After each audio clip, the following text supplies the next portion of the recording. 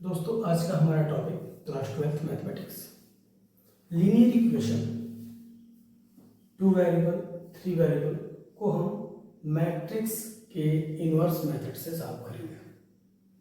दोस्तों आज का हमारा टॉपिक है क्लास 12th मैथमेटिक्स, जिसमें हम ये बताएंगे आपको कि लीनियर इक्वेशन 2 वेरिएबल और 3 वेरिएबल को मैट्रिक्स के इनवर्स रूल से कैसे सॉल्व करेंगे। आइए कुछ हम जनरल फंडा देखते हैं, जिससे हम पहले तो उसे मैट्रिक्स के रूप में कन्वर्ट करेंगे और उसके बाद सॉल्व करते हैं।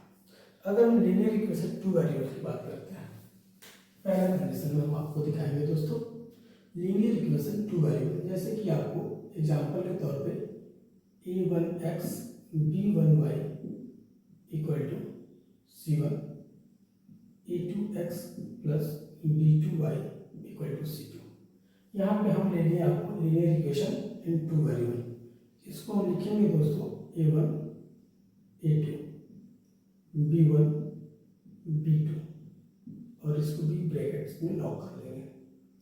फिर यहाँ दूसरे ब्रैकेट में लिखेंगे x y, इसको भी बिग ब्रैकेट में, और इक्वल टू के बाद लिखेंगे यहाँ पे c1 c2।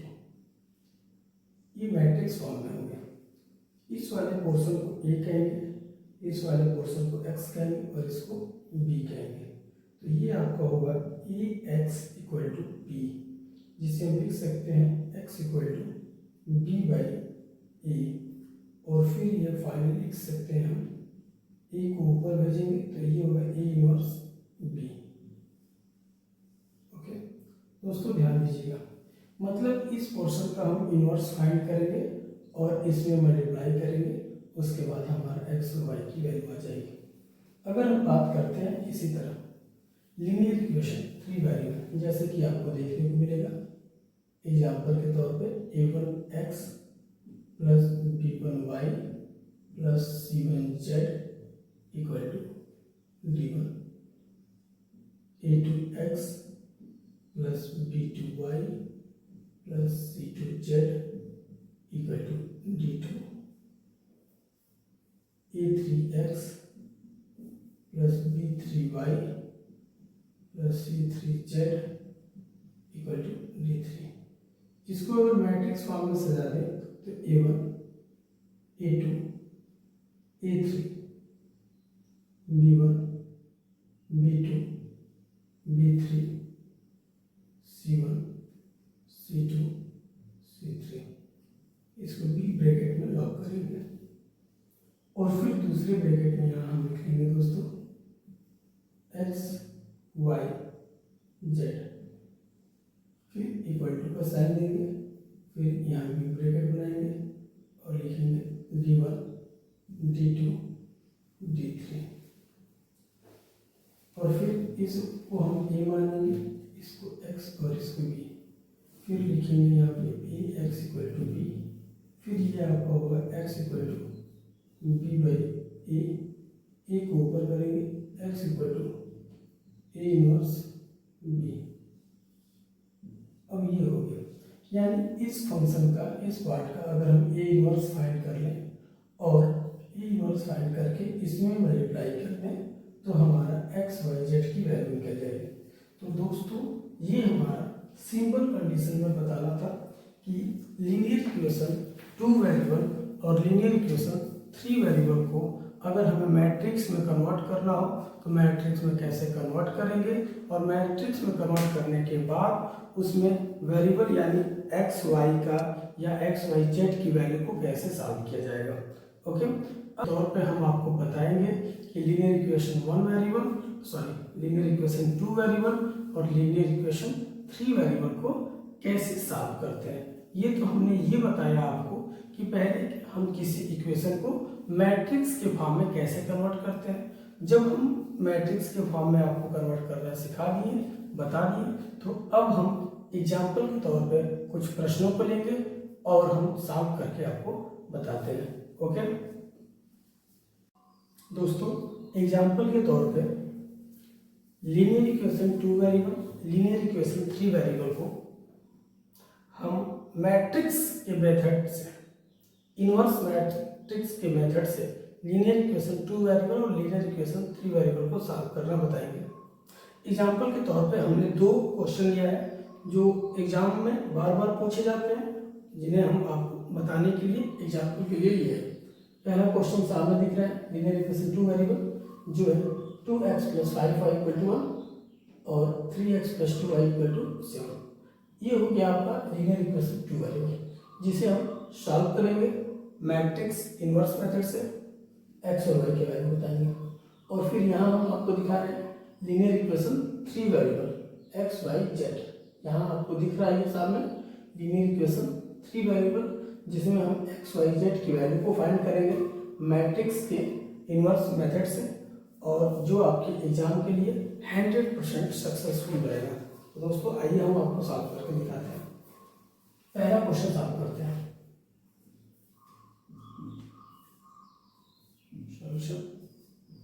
क्वेश्चन को यहाँ नोट करेंगे। सबसे पहले 2x + 5y = 1, 3x + 2y = 7। Matrix form में इसको लिखेंगे 2 3 5 2। इसको बिग ब्रैकेट में लॉक कर लेंगे और फिर यहाँ पे दूसरे ब्रैकेट में लिखेंगे x y, तो इसको भी लॉक करेंगे और यहाँ आपका हो गया दोस्तों 1 और 7। अब आपसे बता दें ये हो गया a, ये हुआ आपका x और ये हुआ b, जिसे लिख सकते हैं ax = b। तो आपका ये होगा दोस्तों x = b/a। ए को अगर ऊपर भेजते हैं तो ये होगा a इनवर्स b। तो उसको ध्यान देते रहिएगा। अब इस तरह हमारा सारा गुण का इस ए से हम आइए हम आपको बता दें। यहाँ पे अगर हम ए को लेके सॉल्व करते हैं दोस्तों, तो ये आपका होगा 2 5 3 2। सबसे पहले हम यहाँ पर फाइंड करते हैं क्या, माइनर फाइंड करते हैं, उसके बाद कोफैक्टर फाइंड करेंगे, उसके बाद एडजेसेंट फाइंड करेंगे, उसके बाद हम इनवर्स फाइंड करेंगे। तो सबसे पहले तो हमें मॉड ए फाइंड करना होगा। मॉड ए फाइंड करने के लिए इसका मल्टीप्लाई इसमें करेंगे तो ये 4 होगा और माइनस का साइन लगाएंगे और इसका मल्टीप्लाई इसमें करेंगे ये 15 होगा। इसमें से इसको माइनस कर देंगे, ये माइनस का 11 होगा दोस्तों। ओके, अब हम आपको बता दें इसका एक रूट भी होता है जिससे हम लिख सकते हैं a11 a12 a21 a22, ये इसका एक रूट है। अब हमें डायरेक्ट अगर हम माइनर की बात करते हैं दोस्तों, तो ये होगा mn11, फिर होगा m12, फिर होगा आपका m21 और फिर फाइनली होगा आपका m22। अब हम आपको बता दें कि m11 के मतलब इसको और इसको छोड़ेंगे, यहाँ 2 लेंगे। m12 मतलब ये कॉलम और ये रो खत्म हो जाएगा, यहाँ आपका 3 हो जाएगा। फिर m21 ये होगा तो ये और ये खत्म, यहाँ 5 हो जाएगा आपका। और फिर m22 ये होगा m22, तो ये रो और ये कॉलम खत्म, यहाँ आपका 2 बचेगा। अब दोस्तों आपसे बता दें हमें फैक्ट, ये तो माइनर फाइंड की, अब हमको फैक्टर फाइंड करना है, मतलब को फैक्टर। तो को फैक्टर के लिए फार्मूला आपको मालूम है कि हम लिखते हैं a11 तो -1 पे पावर होगा 1 + 1 और यहाँ 2 लिखेंगे। ये a12 -1 पे पावर करेंगे 1 + 2 और यहाँ 3 होगा। a13 ये -1 पे होगा आपका 2 + 1 और यहाँ 5 होगा। और ये आपका a22 -1 पे पावर 2 + 2 और यहाँ होगा 2। ध्यान दीजिए दोस्तों, अगर हम बात करते हैं 1 और 1 ये 2 होगा, यानी पावर -1 पे पावर इधर होगा, ये पॉजिटिव होगा। यहाँ -1 पे पावर ऑड होगा, ये निगेटिव हो जाएगा। यहाँ पे -1 पे पावर ऑड होगा, ये भी निगेटिव हो जाएगा। और यहाँ -1 पे पावर इवन होगा, ये पॉजिटिव होगा। अब हम बता दें दोस्तों आपसे कि एक हम अलग तरीके से यहाँ पे एक मैट्रिक्स तैयार करते हैं, जिसे हम एक नाम देते हैं C। और इस मैट्रिक्स में इन सारे एलिमेंट को सजा देते हैं। 2 मतलब A11 की जगह 3 -3 A12 -5 और ये हुआ 2। अब हमें एडजेसेंट फाइंड करना है ए का। तो ये जो मैट्रिक्स ए है इसका एडजेसेंट हो जाएगा दोस्तों, adjacent matrix A equal to A का ट्रांसफर मैट्रिक्स होगा, सी का ट्रांसफर मैट्रिक्स होगा। इसको हम लिखेंगे ए एडजेसेंट सी का ट्रांसफर मैट्रिक्स। देख लीजिए आप लोग, मतलब रो को कॉलम में, कॉलम को रो में चेंज करेंगे। डायगोनल में कोई भी चेंज नहीं होती तो इसको यहाँ कर दीजिए और इसको इधर 2 -3 -5 और ये होगा 2 आपका, ऐसे जैसा आप लोग। अब हम फाइंड करेंगे दोस्तों यहाँ पे ए इनवर्स। ए इनवर्स का मतलब होता है एडजेसेंट ए अपॉन ये होगा मॉड ए। अब इस जगह पे हम लिखेंगे ए इनवर्स, एडजेसेंट का वैल्यू है 2 -5 -3 और ये होगा 2 और मॉड ए का वैल्यू यहाँ पे फाइंड हुआ है -11 है दोस्तों, नोट कर लेंगे। अब ध्यान दीजिए आप लोग इस पर। अब जब ये आ गया तो इसको हम ऐसे सजा के लिख लेंगे 1/-11 है और ये ब्रैकेट होगा 2 -3 -5 2। अब हमको ये फाइंड करना है। इसे फाइंड करने के लिए दोस्तों लिखेंगे x equal to A inverse B. ध्यान देते रहिए आप लोग, x की वैल्यू है दोस्तों एक्स वाई मैट्रिक्स के लिए और ए इनवर्स की वैल्यू है 1/11 ब्रैकेट में 2 -5 -3 2 और b की वैल्यू यहाँ रख लेंगे जो हमें यहाँ से मिल रहा है 1 और 7। ओके, तो ये है आपका 1 और 7। अब यहाँ पे सबसे अधिक रूल आप अप्लाई करेंगे मैट्रिक्स के मल्टीप्लाई से। अगर आपको मैट्रिक्स का मल्टीप्लाई नहीं आता है दोस्तों तो आपको कतई नहीं आ सकता ये सॉल्व करना, क्योंकि इसमें मल्टीप्लाई करना बहुत ही जरूरी होता है।